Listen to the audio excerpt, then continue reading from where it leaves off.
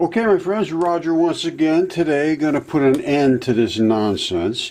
That is an Achilles tendon, and that is a foot, and that is the bottom of the Achilles tendon where it locks in to the heel bone, the calcaneus area. Now, what does that mean? That means that is Devil's Tower. Absolutely 100%. I can prove it. And we can actually do chemistry and absolutely 100% certify it. Now, Devil's Tower is broken right here because this is what happens to tendons. It has an abrupt transition that breaks in a certain area and then they have to sew it back together. When it does, tendon means tension. It's pulled always under an extreme amount of tension. And when you cut it, twing, you get what they call a wrinkle zone on both sides. Let's go look at that. Now don't forget this, because that is exactly what you see at Devil's Tower. First of all, let's look at the Hex Fibrils, and then we'll look at Devil's Tower. Alright, this is a typical tendon.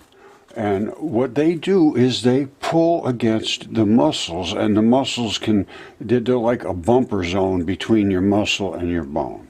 And they're just under tension all the time. Now, you see these? These are the Hex Fibrils. And they just keep coming down smaller and smaller until we see them at the size. Really, I'm not sure exactly which one of these it is that we're actually seeing on the outside of Devil's Tower. It may be these right here, because these are some that are extremely hexen, and there's some that are sort of in between, and they're just in little bundles. But they are bundles. They're collagen fiber bundles. Now, that's a tendon. Okay, I've been doing my work, and I expect academia to do their work. If I can show you what I would consider to be absolutely solid, seriously credible evidence to support my claim that we had a giant flood just as it was written, and there were giants on the earth that were absolutely enormous, as was exactly written by Enoch. He wrote this. He said they were miles tall. Devil's Tower is the foot of a giant up to this tall, right here, about here, just about right here somewhere. Maybe right about here. Now, the other foot is there as well. I never knew this before. I got this information from one of my viewers. And what it is, the other one is about right up to here, is at the surface of the earth. The foot was pushed so deep trying to push the other one out. So one was up and one was down. The one that's down we can see as a circle on the face of the earth. And because the fleshy part surrounds the non-growing tendinous material. Tendons don't grow anything. They're just calcium carbonates. They're not growth material. Flesh, whole different issue. Blood and flesh is very, very growth oriented. And you will see a ring of trees, if I haven't shown you yet, that is the second foot, which is deep.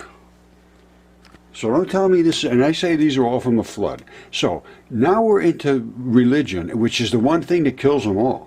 So now I expect them to respond to this. If truth is the goal, where it leads is not the issue.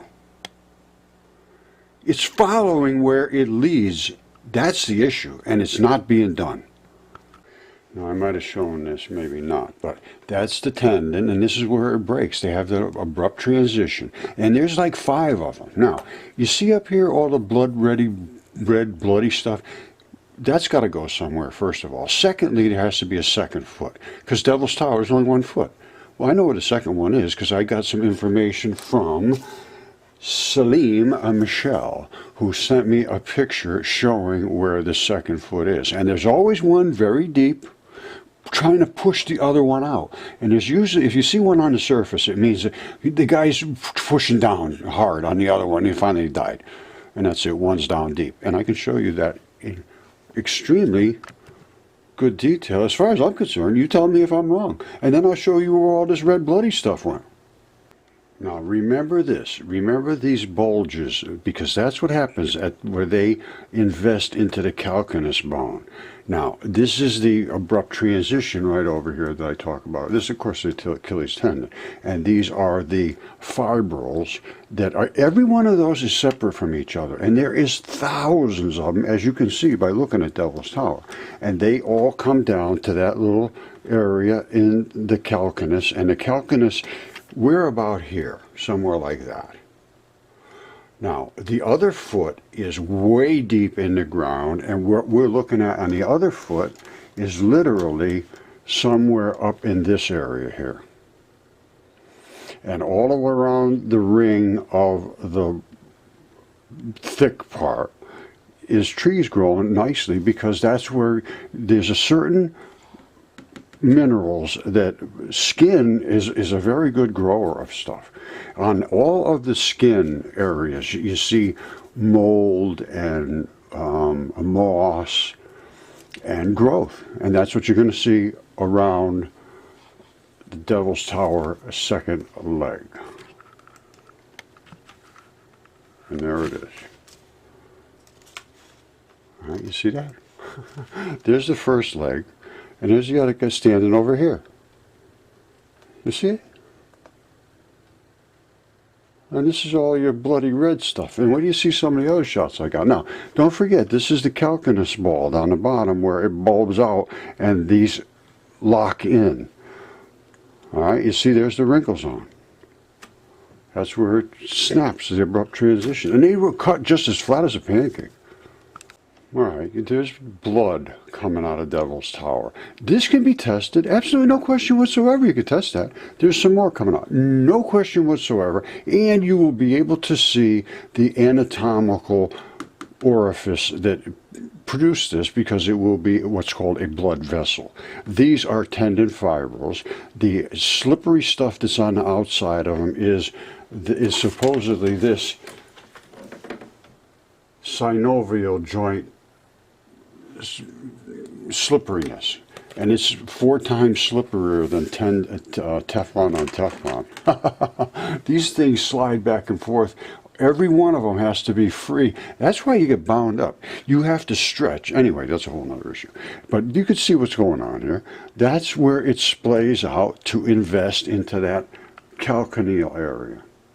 No, you already saw the other one. That's the foot. And this one here is up. This one's pushing way down hard, and that's some part of the bloody area. They're up in a plane flying over.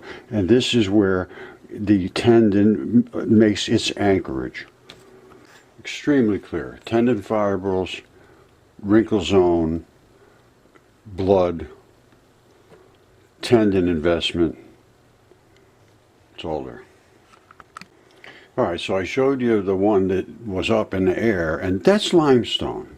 It's calcium carbonate, CaCO3, exactly identical, the same thing that's in tendons.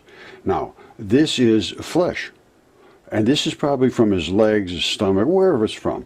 But you could see that it has eroded, well, it fell down and it's decaying.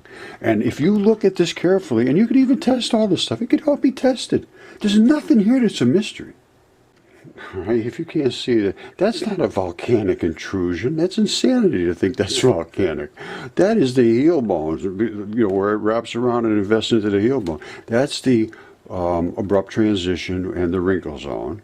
And like I said, all of these red splotches, if somebody was to go out there, drill deep inside those red splotches, and you will find somewhere there's going to be a blood vessel. And you're going to see that's where the red blood is coming out of. That's why that red blood is coming out of there. And I can almost guarantee you that virtually every one of these little growths up here are on some form of a blood vessel, because those blood vessels come down and they service the tissue. I mean, it has to be serviced. So there's blood vessels. They're not real dense in tendon. Tendons are just sort of on its own sort of thing. It's a very, very, very structural. Muscle, whole different issue. It's always doing this and that. Tendon's just always under tension, but you still have to service it. It's what it is. I don't know how to say, if you can't understand what that is, I don't know how to help somebody that doesn't understand this. You see this? Somebody's got 159,000 shares on a post showing this as the roots of Devil's Tower. It's the roots of corn. This is the problem. They try to destroy truth by making it look ridiculous. And everybody thinks, oh yeah, this is roots underneath Devil's Tower. And it's obviously not, and they can prove that. So now you have a bunch of idiots running around saying, oh, yo, look at this, 159,000 shares. 159,000. I get 1 or 2 tops. It's unbelievable. Now, you just saw what I had to show you there. We have them even bigger than this. Make sure you come up here. Look at everything that's up here, because I have information on everything that's being withheld. We have new human beings that, well, they're human-ish. All kinds of information on light, new species, that those are aliens. Absolutely no question. It's some kind of a form of an alien, and they look exactly identical to what and again, this all can be looked at. This is Tyson's area out there. That's a membrane. It's 6 feet thick. We have information here that just blows everybody away, and a lot of it relates to what about Jesus? What's his story? What's all that stuff? What is dark matter? What about the Schumann frequency? How does that affect us? And it does, let me tell you, it affects us a ton of ways. What about this ancient human biology and 3D printing? We have feet here that were printed literally or constructed, and they have springs instead of tendons. That's a foot. We found the giants and the dragons. We found all this stuff. Feathers, gigantic feathers. The feathers is that thick. Greg sent them to me. I have them here. I've shown it. All of this stuff is not in question anymore. What's in question is the response. That's the real question. New geology changes everything we were taught. New physics changes everything we were taught. We can even use water as fuel, and I can almost absolutely guarantee that, because I fully understand chemistry as well as anybody breathing oxygen right now. And all you have is H2O, is hydrogen and oxygen. When you take those apart, if you can take them apart easily, when they go back together, they create enormous amounts of energy that's absolutely pollution free.